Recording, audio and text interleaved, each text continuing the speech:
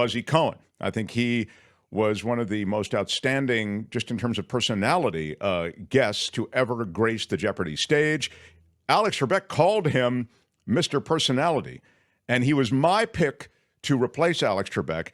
But in truth, he's done a lot of stuff that he probably could never have done. Like he's been on this The Chase, which is on ABC, which is their game show. He's done the Jeopardy podcast, and now he has a new book out, and he joins us now, the great Buzzy Cohen, everybody. Hi, thanks for having me. Look at you, Buzz. Yes, very course, casual, Buzzy. Exciting. You probably haven't seen me in anything but a suit, but I'm getting ready to play tennis. And the LA fans who are watching would recognize that I'm not, in fact, wearing a Lakers, but a Langers hat here. Oh, it's a Langers hat that looks with the Lakers colors. I see. Very clever. So, Buzzy Cohen, first of all, I love that you're here today because Jeopardy is doing something right now. And then I want to get to your book, and I'll get to your book super quickly because the new trivia book's called Baby Got Facts. It's totally 90s trivia. And as I say, well, though, there it is. Good. And it just dropped. So our audience will jump all over it. But I want to talk more about that in a second. What I was going to say is that you're here now is at a kind of inflection moment in Jeopardy, because Jeopardy has a whole primetime offering going on right now that is really quite extraordinary. The Jeopardy Masters, this is their second year doing it. But what's interesting to me about this year is that this is the first time that they have really put into practice what the executive producer, Michael Davies, has been sort of dreaming and scheming about, which is the pyramid, right? He was the creator of Men in Blazers. He's a British guy, loves soccer, loves that whole idea of there's this pyramid that you can climb up. And so partially because he was building out what that would be, and also because of the writer's strike, there were a bunch of tournaments that were kind of feeding into this Masters tournament for $500,000. And the people who are playing into that Masters tournament are all people that we know, although, there's some upsets here. I mean, I think we expect certain outcomes, having watched Jeopardy for some time.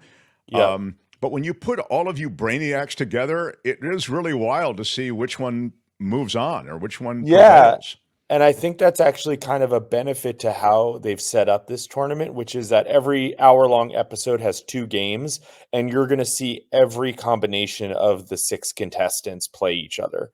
So you get to see, everyone play every episode, which is always great.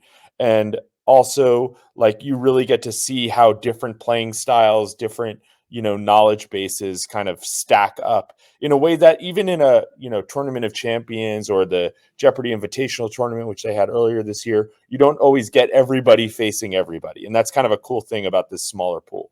One of the things I learned from the podcast that you did, which I really thought was great, I still recommend everybody, should be on that podcast and listen to it, because the art, I'll call it, or skill might be a better word, of buzzing in, of getting, that is something that's, and I think, an acquired skill. I remember talking to us once before about the fact that you practiced it, before you went on the show.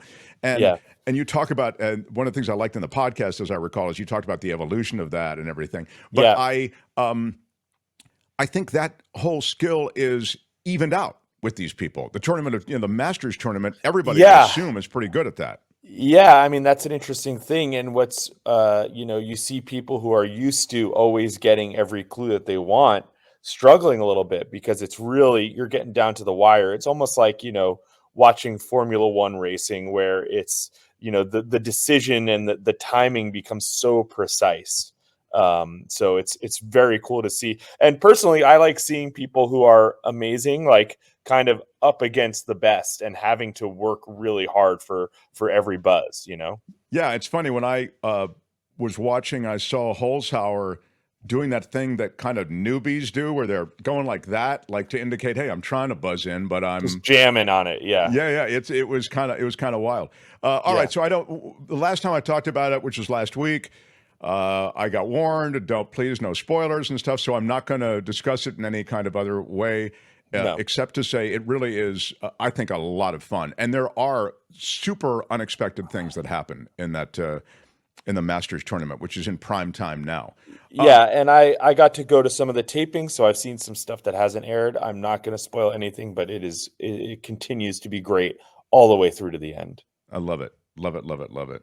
Hey, has there ever been anybody who's violated that NDA after having been part of it? I mean, or maybe even, accidentally violated. Well, I don't. I think the only time that I remember anything like that happening was that somehow it leaked the day before James lost.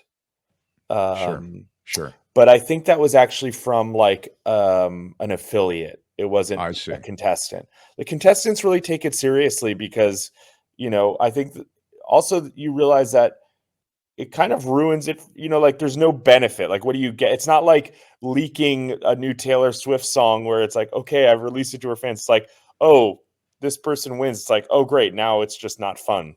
Right, and then So and no one appreciates you for it. They actually don't like you for it. I mean, you gain no sort of social status as a result. There's no cachet. Exactly.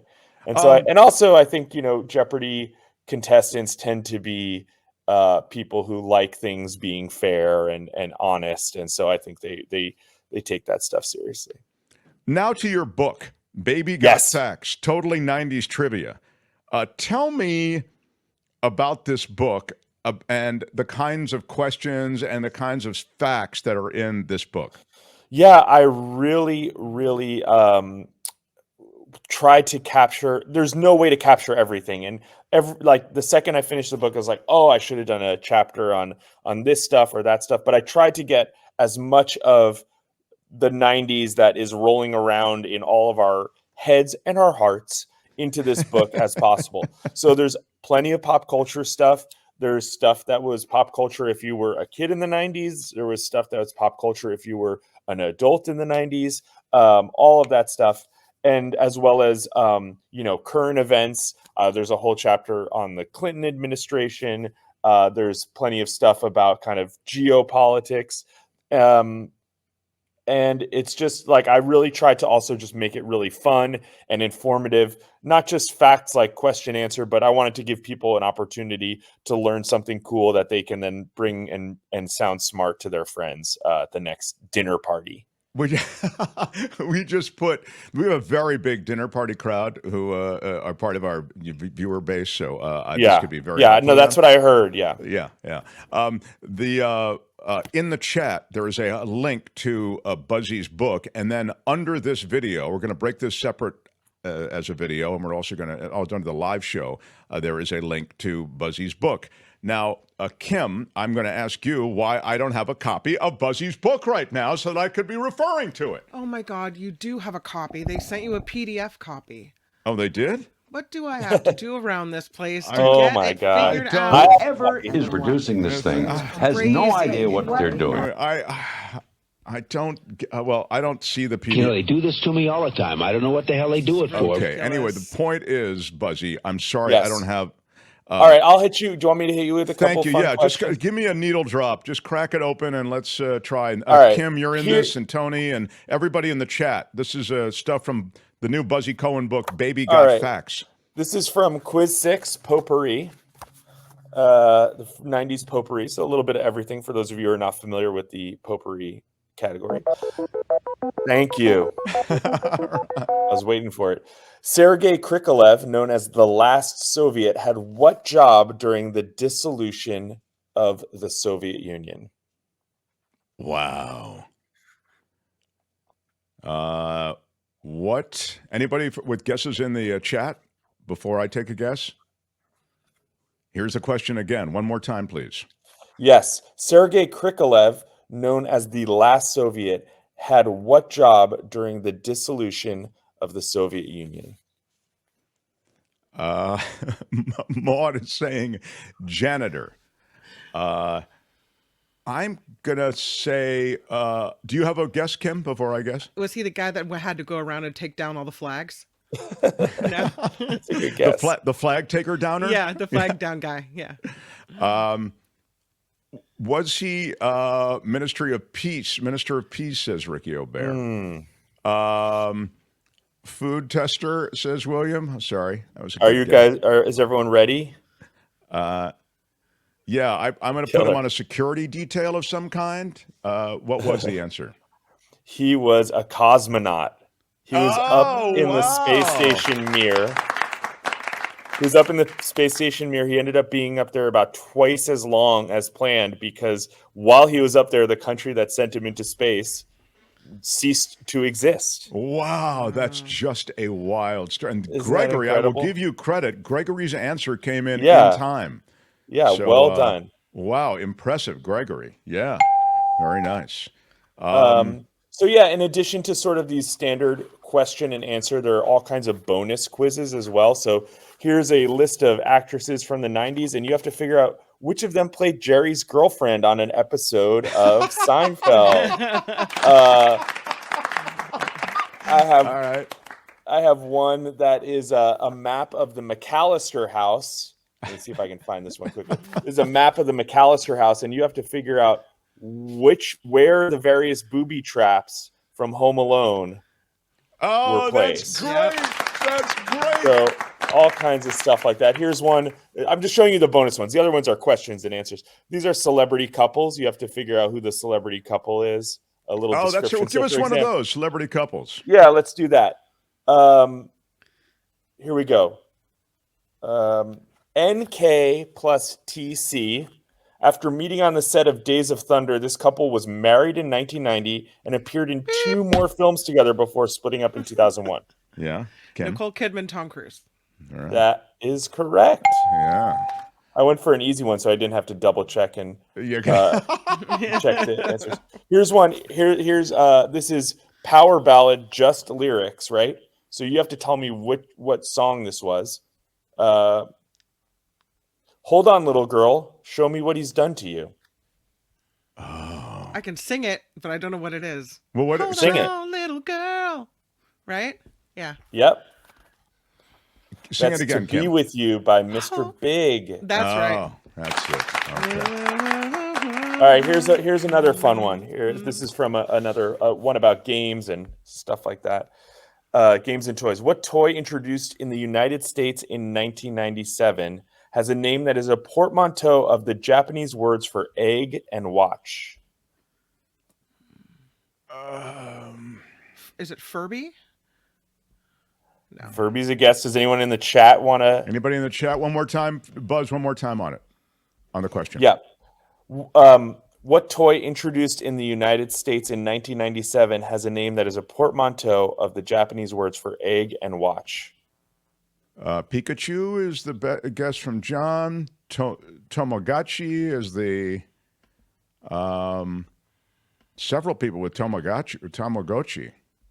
Tamagotchi is correct. Tamago, like when you go to sushi and you get eggs, tamago. And the Japanese word for watch is uachi. Wow, very nice. Very nice crew. Very, very good. You got some smart people playing here. So there's music, there's books, all kinds of different stuff. Are you trying to say Furby wasn't smart? That's what you're trying to say? You said it. Oh my God, Kim. All right. Here we go. Ready? Here's a question on a chapter about Clueless. Any Clueless fans here? Totally. All right. What kind of car does Cher have in spite of not having her license? Cheap. Any other guesses out there? What kind of car does Cher have in spite of not cheap, says Pauline. Oh, someone's clueless. I am clueless, says Ricky. A Mercedes, correct. says John. It is a Jeep It Wrangler. is a Jeep. Very nice, Kim. Kim did buzz in early with that. Yeah. Very, very good. So yeah, I mean, I can go all day. Give me a couple more because Kim's on a roll. Yeah. All right, here we go. In 1992, then President H.W. Bush, while attending a banquet, threw up in the lap of the dinner host, who happened to be the prime minister of what country? Oh, that's a great question. I love this question. Japan or China, right? China. Japan, says Pauline. Japan, yeah. Japan says William. Rain says there's a lot of Japan in the. Correct. Japan is correct. Well done. All right, here we go. Here's another Fun book. I love it. Here's another kind of current events one. In 1992, what former Eastern Bloc state peacefully split into two countries, each retaining roughly half of the former country's name? Serbia, I think, was the. Am I wrong? Croatia? No. Serbia? No. Neither of those are. Well, I'm not going to say. Neither of those is correct.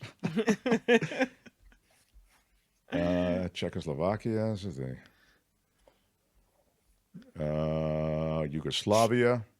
Czechoslovakia is correct. The Czech Republic and Slovakia. Wow. Very good. All right. Very nicely done, guys. Colleen Shannon is one. Do we have time for a movie question? Yes, please. All right. What 1993 comedy starred Pauly Shore as Crawl, a spaced-out Californian who experiences culture clash when he spends Thanksgiving with his friend Becca's family in South Dakota? Oh, this is a great question. That was a dumb movie. I saw it. I don't it's remember. Not the name dumb. Of it. It's a great It's film. a totally dumb movie. How dare you, Kim? It's not a movie. It's a film.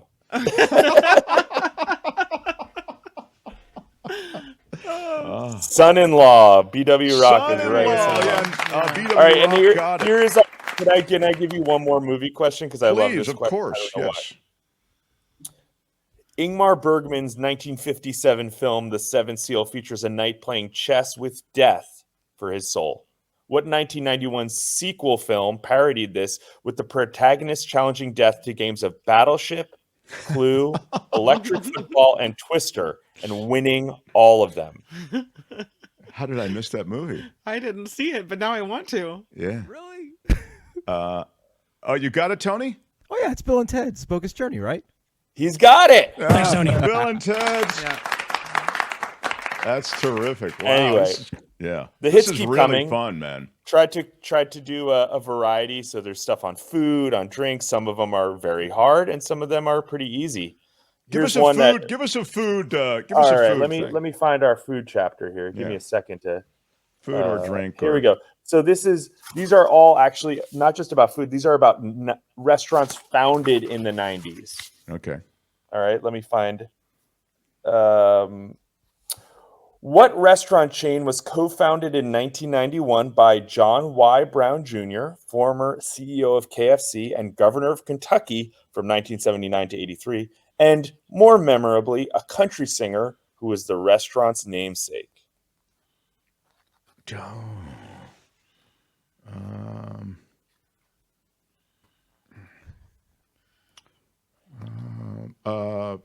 No, I'm thinking of all. Those are all older.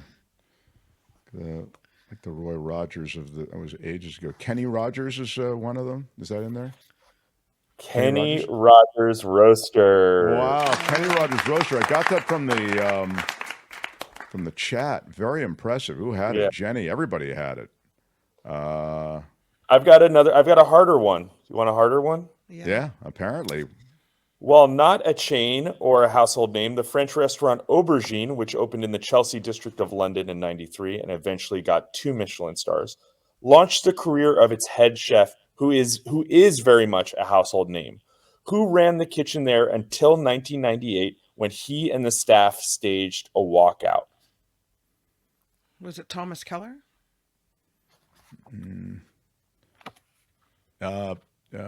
I'm waiting for the chat. Let's see. I also Emerald. It wasn't Gordon. Was it Emerald? No. Gordon Ramsay, maybe. Wolfgang Puck. Somebody's suggesting Ramsay. Several people Ramsay now. Gordon Ramsay is correct. Love it. Yeah. Here's also another fun one. P.F. Chang's took its name from founders Paul Fleming, P.F., and Philip Chang. He got rid of an I to make it from Chiang to Chang. In which Arizona city did this Asian fusion restaurant get its start? I gave you 4 options in the book: Phoenix, Flagstaff, Scottsdale, or Tucson. Oh. Well, I love multiple choice. Phoenix Scottsdale says feels Colleen. right. Oh, okay. Everyone says Phoenix. No, Yeah. Tucson says Oh. S.J. Lola. Tucson says Quayne. Scottsdale says John. They're all over the board on this one. I They're would all say over the Phoenix board. as well, but no. They were from Scottsdale. Scottsdale, Phineas had it. Vilma had it. John had it. Wow. All right. I'm going to give you a drink one now, okay? Yes, Yes. please. Launched in 1992, what was the name of the clear cola drink from PepsiCo, which had basically the same formula as Pepsi Cola, only without the caramel color? It was launched with an ad campaign featuring Right Now by Van Halen. Was it called Pepsi Clear or Pepsi Clean? Pepsi Clear. It was not, well, I don't Yeah. know. Pepsi Free, Pepsi Zero. Crystal is suggested by, that sounds right. No? The correct answer is Crystal Pepsi. Crystal Oh. Pepsi. We needed, Okay. I love when they do that on Jeopardy. I'm sorry, we needed Crystal Pepsi. Crystal Pepsi, yeah. Now, on So anyway. Jeopardy, Yes. former champion Buzzy Cohen, would they have accepted Crystal, or would you have had to say, what is Crystal Pepsi? Well, you'd have to say what is. Right. And I think sometimes they'll give the host. I know this because I guest hosted, but they'll give the host sometimes if you say Crystal, it'll say if you need to prompt them to be more specific. And so you'll say, Yeah. could you be more specific? And then, Yeah. then what is Crystal Pepsi? Yeah, Yeah. I see. That's cool. But yeah, it turns out there was a whole clear craze for drinks, which also brought us some of the other drinks that I talk about in that chapter, because everybody was making clear drinks. That was like the thing. There was one of the drinks, a famous '90s drink, which your guests will probably get, was actually an attempt to make essentially a clear beer, and it was from the Slavic word for ice, I think, or winter. And yes, it is Zima. Oh, wow. Zima, great knowledge. Yeah. You know who was William involved in that Martinez. research, Kim, to make the clear beer was Emil Schaffhausen the third. Yeah, exactly. What Yeah. movie is that from, Buzzy Cohen? That Emil Schaffhausen the third. I have no idea. it's Dirty Rotten Scoundrels. Oh, I love that film. Yeah. Buzzy, I just think this is a great idea. And I think this is going to be part of like a whole series you're going to do. Baby Got Facts, the new Buzzy Cohen, totally 90s trivia book. And the only sad part of this is that you're not delivering every question, because I think you That's true. have, dude, you've got the thing. You've got the special sauce. Oh, thank you. Thank you. It's true. It's true. Now, are you still doing the chase? The chase is not canceled, but we have not heard. We're waiting to hear about that. So I see. technically, yes, I am. You're still part of on the game. chase. Yeah. And Which there is there are a couple of people. I mean, that's what this Masters tournament's about on Jeopardy, who have come from that world, the chase. Yeah. So Victoria Gross, who's in the Masters now, she won the Jeopardy Invitational Tournament, is one of the chasers who joined with me in season 3. James obviously has been on the chase since the beginning. Brandon Blackwell, who you can see all the way on the right, was in the Jeopardy Invitational Tournament as well. He's a great quizzer. He's actually on the Chase Australia as well, I believe. He is. So he and Victoria are people who kind of came not quite the direct Jeopardy route into this, Right. but are very formidable. Victoria actually was a champion, almost 20 years ago. She beat someone named Dave Madden, who has a lot of records. He was like a 19-day champion, I think. She beat him, but then didn't go on a big run herself. Brandon was actually on Kids Jeopardy when he was, he was very young. So he hasn't been eligible to come back, but because of his bona fides with the chase and other things, he got invited for that invitational and comported himself well. Well, this Victoria came out of left field. I wasn't aware of her before, and she's a force. I've said it on the podcast with Jeopardy, and I'll say it here. When we watch her play on the chase, she is unbelievable.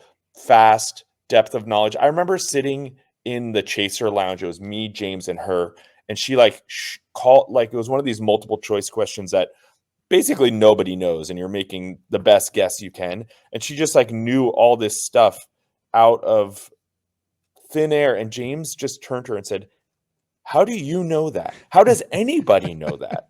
And it's just like that's how good she is. She's really and a very nice person, which goes a long way. Isn't that great? I love it.